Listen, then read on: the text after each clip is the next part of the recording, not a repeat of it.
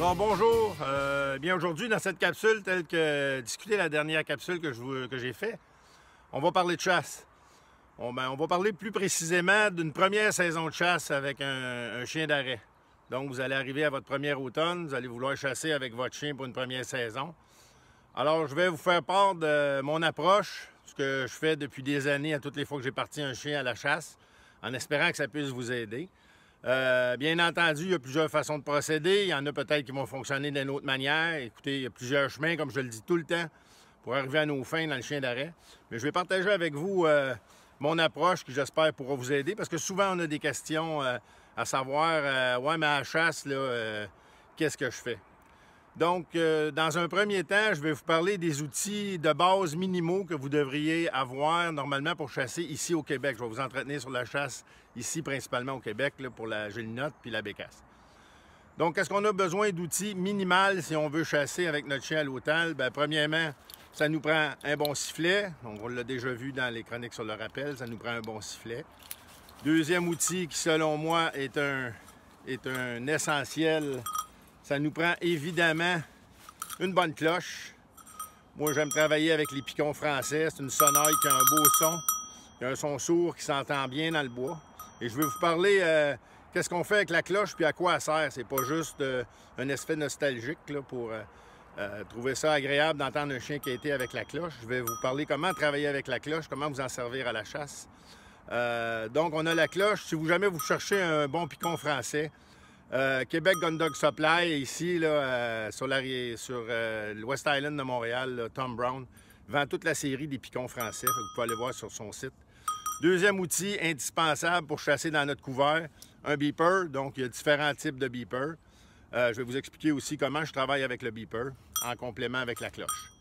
Évidemment, au niveau outils, vous pouvez aussi travailler avec collier électrostatique. Vous pouvez aussi travailler avec collier GPS jumelé à la cloche et puis au beeper. Il y a des colliers électrostatiques qui ont le beeper intégré. Donc, ça devient une question de goût. Moi, personnellement, l'automne, je chasse avec un collier GPS parce que mes chiens vont loin puis c'est une sécurité. Donc, un collier GPS à la fois électrostatique sur lequel ma cloche est fixée et je travaille avec un beeper en fonction arrêt seulement. Les deux autres outils que vous allez avoir besoin, c'est des outils de dressage de base qui sont excessivement importants. Donc, vous allez avoir besoin d'un bon rappel, puis vous allez surtout avoir besoin d'un wow solide sur votre chien. Si vous voulez avoir plus d'informations sur le wow, vous pouvez aller sur ma page Chien d'arrêt des Belles Plaines. Vous allez voir une capsule sur le wow, il y a une capsule sur l'arrêt intéressant aussi. Vous allez trouver des renseignements par rapport au wow sur mon site. Donc, voilà ce que vous devriez avoir en main avec votre chien quand vous décidez d'aller à la chasse pour une première saison de chasse. Une première saison de chasse avec un chien d'arrêt, c'est rarement une saison où on met beaucoup d'oiseaux dans notre gibossière. C'est une saison d'apprentissage pour le chien, puis nous, avec notre chien. Apprendre à lire notre chien, apprendre à connaître notre chien, puis surtout notre chien à négocier les oiseaux sauvages. Donc, si vous avez des amis viandeux qui tirent sur à peu près n'importe quoi, bien, amenez-les pas. Allez chasser seul avec votre chien. Ou si vous amenez quelqu'un avec vous, assurez-vous que c'est quelqu'un qui va respecter ce que vous lui demandez quand vous travaillez avec votre chien. Si la personne n'est pas capable de respecter vos demandes, bien, vous chasserez seul avec votre chien. Pardon. Il y a 3 grandes règles d'or de base à respecter quand on chasse avec un chien d'arrêt, surtout la première saison avec un chien. La première règle, pas d'arrêt, pas d'oiseau. La deuxième règle, encore plus importante que la première, pas d'arrêt, pas d'oiseau. Puis la troisième règle, la primaire, primordiale, mettez-vous-la en tête, pas d'arrêt, pas d'oiseau. C'est assez clair? Donc, ce que ça veut dire, c'est qu'on ne tire pas d'oiseau au chien que le chien n'a pas arrêté. Donc, quand vous allez tirer un oiseau, que ce soit une gélinotte ou une bécasse, c'est un oiseau que le chien va arrêter, il va avoir tenu l'arrêt, puis va vous avoir permis de venir mettre votre oiseau à l'envol ou de tirer sur votre oiseau sans que lui ait bourré l'oiseau ou rentré dans l'oiseau. Donc, c'est excessivement important. Sans ça, vous allez fabriquer un flusher avec votre chien d'arrêt. Puis ce qu'on veut, c'est un chien d'arrêt. Puis la pire chose que vous pouvez faire, c'est tirer un jeune chien que vous retrouvez assis ou arrêté au pied d'un arbre, qui regarde dans l'arbre et qui voit la gélinotte. Quand même que vous la voyez grosse comme la grange, on ne tire pas la gélinotte, on prend notre chien, on s'en va avec. On ne tire pas d'oiseaux dans des circonstances comme ça, on ne sait pas ce qui s'est passé avec notre chien. Vous ne voulez surtout pas faire un chien d'arrêt qui grimpe des perdrix dans un arbre. Donc, si vous marchez, puis vous marchez avec votre chien, vous êtes au bois, vous avez la chance d'avoir une perdrix, bien, tirez-la pas dans le chemin, tirez-la pas sur le bord du chemin, appelez votre chien, faites travailler votre chien, faites négocier votre chien sur l'odeur. Vous allez en sortir gagnant, puis vous allez faire progresser votre chien. Lorsqu'on veut chasser au chien d'arrêt, la première chose qu'on souhaite pour la plupart d'entre nous, c'est ce qu'on vise, c'est pas nécessairement de remplir la jubossière.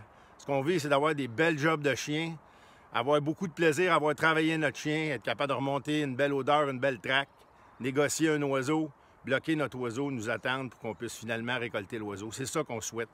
Moi, je dis tout le temps, une belle journée ou une belle avant-midi qu'un jeune chien qui nous fait une ou deux belles jobs sur des oiseaux et qu'on est capable de le servir, notre journée est faite. Donc, règle d'or à respecter, je ne vous le dirai jamais assez souvent, pas d'arrêt, pas d'oiseau.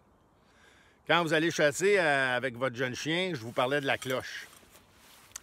On me demande souvent aussi quelle distance que mon chien devrait chasser. Je peux-tu laisser aller mon chien loin? Je dois-tu le garder avec moi? Écoutez, ça dépend du chien, ça dépend aussi du standard du chien, du type de quête. On ne peut pas s'attendre à un griffon de travailler de la même façon ou de prendre la même amplitude au bois qu'on va voir travailler un setter ou qu'on va voir travailler un brit américain. Un braque allemand, c'est pas comme un épagneul français. Donc, les chiens ont des particularités à eux quant à leur standard de travail. Par contre, moi, ce que je dis tout le temps, avec un jeune chien, moi, je suis à l'aise tant que je vois mon chien avec mes yeux ou avec mes oreilles. Donc, c'est là que la cloche rentre en ligne de jeu. Comme je vous disais, la cloche ne sert pas seulement à trouver ça agréable puis à écouter le chien qui a été avec sa cloche. C'est que la cloche, quand on la lit puis qu'on la voit avec nos oreilles, nous dit exactement ce qui se passe avec notre chien. Je vous donne un exemple. Votre chien kite puis il court au bois. On sait que notre chien kite puis il court. Oups! Notre chien ralentit, la cloche ralentit, notre chien négocie une odeur, pardon. Oups!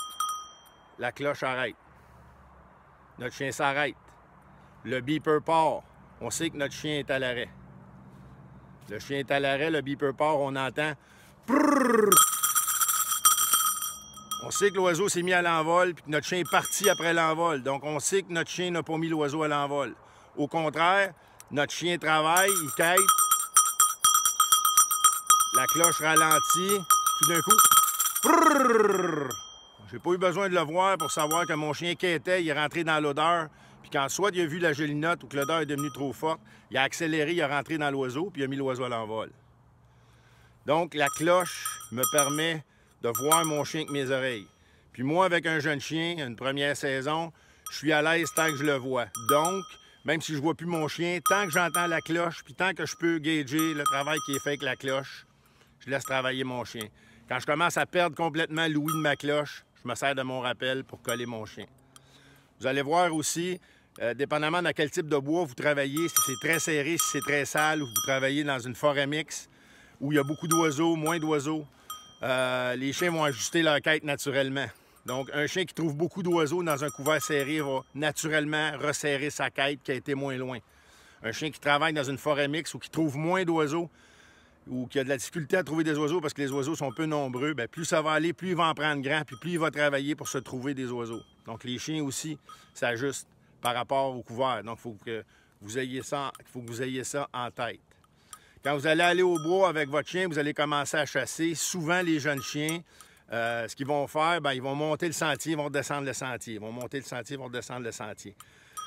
Des fois, c'est plus exigeant au début qu'un jeune chien. Quand vous allez voir un beau couvert à bécasse, par exemple, ou un beau couvert à gélinotte, bien, rentrez avec votre jeune chien. Vous allez devoir rentrer avec votre jeune chien au bois. Amenez-les au bois avec vous, amenez-les dans les couverts avec vous pour qu'ils trouvent des oiseaux. Vous allez voir rapidement quand votre jeune chien va avoir trouvé des oiseaux avec vous dans un type de couvert plus serré, plus dense, à distance du sentier. De façon naturelle, il va savoir où se trouvent les oiseaux, puis il va commencer à faire son bois. Donc, faites-vous-en pas non plus. Souvent, quand on rentre dans un nouveau sentier à la chasse, le chien va faire une pointe dans le sentier, puis en revenant, il va quêter son bois. Fait que souvent, ils ont tendance à faire ça, puis c'est normal dans le comportement des chiens. Vous allez voir souvent au bois, puis quand le couvert est serré, particulièrement à la gélinotte, il n'y a pas beaucoup de vent, il n'y a pas beaucoup de déplacement, d'odeur. Fait que souvent, nos chiens, ce qu'ils font, c'est qu'ils vont traquer. Donc, ils vont monter le sentier, parfois, ils vont revenir, ils vont être sur le bord du bois, whoop, Ils vont mettre le nez à terre, ils vont prendre la traque de la gélinotte, ils vont rentrer 90 au bois, ils vont remonter la traque, puis ils vont aller arrêter leur oiseau sur l'effluve. Donc, faites confiance au nez du chien, laissez travailler votre chien. Et surtout, si vous avez à amener votre chien dans un beau couvert, puis que c'est un jeune chien, allez avec votre chien. Marchez dans le couvert avec votre chien. Je sais que c'est plus exigeant. Puis amenez-les où sont les oiseaux. Essayez de ne pas passer votre temps à marcher et à vouloir diriger votre jeune chien.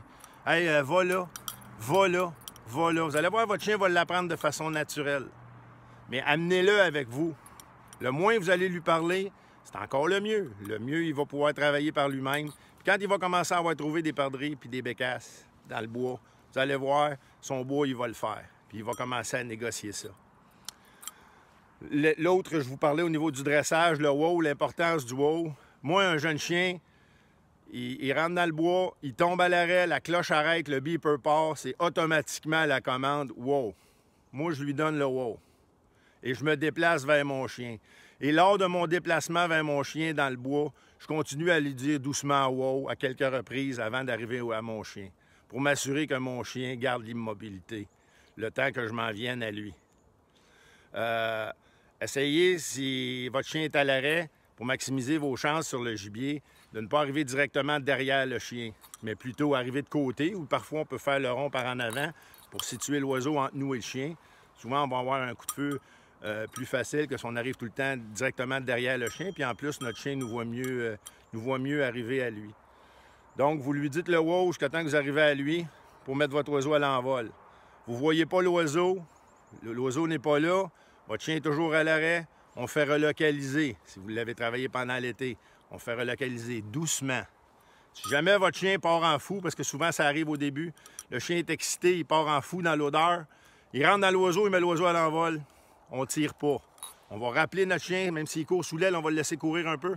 On va rappeler notre chien, on va replacer notre chien doucement au wow, à l'endroit où il était, quand l'oiseau était mis à l'envol. On va le calmer sur l'odeur.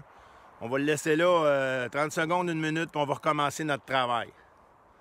Donc, ce que vous allez habituer tranquillement à votre chien, c'est votre chien est à l'arrêt.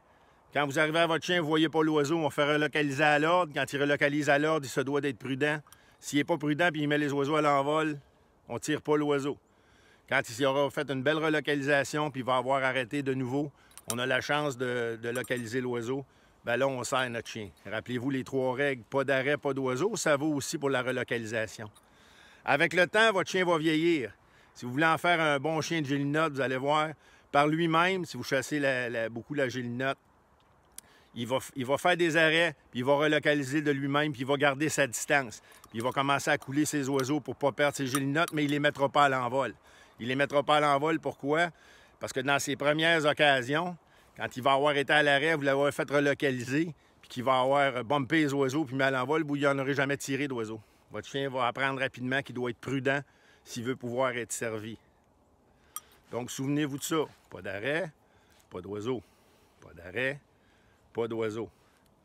Donc, si vous appliquez ces règles-là à la chasse, vous devriez avoir du succès dès la première année, surtout si pendant votre été, vous avez travaillé votre wow, vous avez un bon rappel sur votre chien. Et puis, vous allez avoir du plaisir quand vous allez sortir au bois avec lui. Faites-vous-en pas.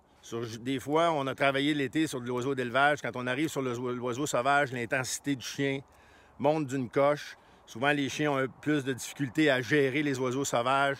Le désir sur l'oiseau sauvage monte en intensité, l'intensité aussi. Ce qui fait que parfois, ils vont perdre un peu d'obéissance, ils vont perdre un peu de dressage. C'est à vous de les rappeler à l'ordre puis de les replacer dans la situation dans laquelle vous souhaitez l'avoir. Donc, chassez avec vos chiens, amenez-les sur le gibier sauvage et je vous souhaite d'avoir beaucoup de plaisir avec votre chien. Dans notre prochaine capsule, on va commencer à parler d'outils plus spécifiques ou de techniques d'entraînement un petit peu plus spécifiques, cage d'envol, etc. Donc, bonne chasse puis amusez-vous bien avec votre chien.